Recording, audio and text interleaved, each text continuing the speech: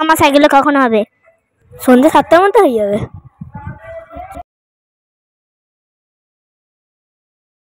দাদা আমার সাইকেলটা হয়ে গেছে?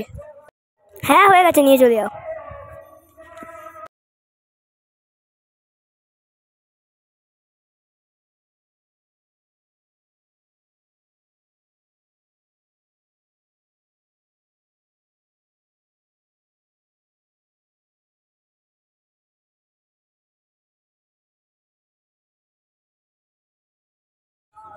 সাইকেলের চেনটা ঢ্যাক ঢ্যাক করছে, ঠিক করে দাও তো একটু। কখন আসবো? কালকে চলে আসবে। সাইকেলটা ঠিকই করবো না, শুধু আস্তে করে ডাইট দিয়ে দেবো আর 300 টাকা ছেপে নেবো। পরের দিন।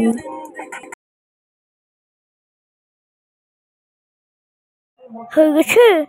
হ্যাঁ হয়ে গেছে।